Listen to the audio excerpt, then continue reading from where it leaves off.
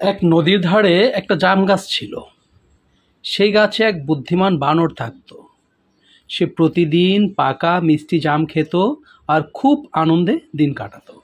একদিন একটি কুমির নদীর তীরে এলো। বানর কুমিরটিকে দেখে বলল, ভাই কুমির, এসো না, কিছু পাকা জাম খাও। কুমির জাম খেলো, খুব মজা পেল। তারপর সে প্রতিদিন জাম খেতে আসতে লাগলো। এভাবে দুজনের মধ্যে খুব ভালো বন্ধুত্ব হয়ে গেল। এরপর একদিন কুমির তার স্ত্রীকে জাম খেতে দিল। স্ত্রী বলল, আরে, যদি এই জাম এত মিষ্টি হয়, তাহলে যে বানর জাম খায় তার হৃদয় নিশ্চয়ই আরো অনেক মিষ্টি। সেই বানরের হৃদয় খেতে চাই আমি।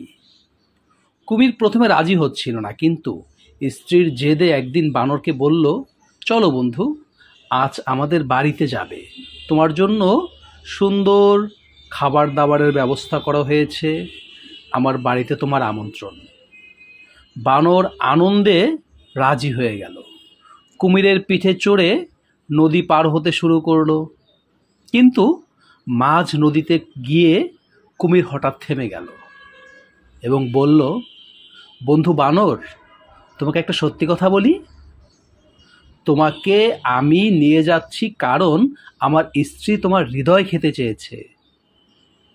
বানর চুপচাপ তার কথা শুনল এবং ভীষণ কষ্ট পেল। কিছুক্ষণ ভাবল, তারপর বলল, তাহলে তো খুব মুশকিল হয়েছে বন্ধু। আমি তো আমার হৃদয় গাছে রেখে এসেছি। তুমি যদি আগে বলতে, সেটা আমি সঙ্গে নিয়ে আসতাম।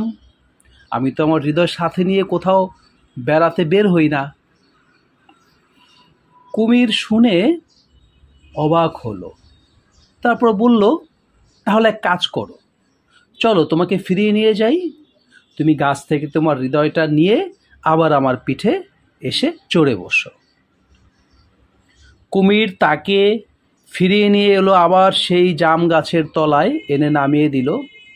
তখন বানর দ্রুত গাছের ডালে উঠে গেল তরতর করে বেয়ে, এবং কুমিরকে ডেকে বলল, ও বোকা কুমির, কেউ কি কখনো শরীর থেকে হৃদয় আলাদা করে রাখে?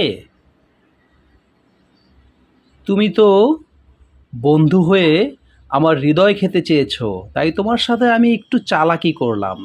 এই চালাকিটাও তুমি ধরতে পারলে না। তুমি আসলেই বোকা একটা কুমির। বানরের কথায় কুমির লজ্জা পেয়ে নদীতে চলে গেল ডুব সাঁতার দিয়ে। এরপর আর কখনো এমুখো হলো না সে।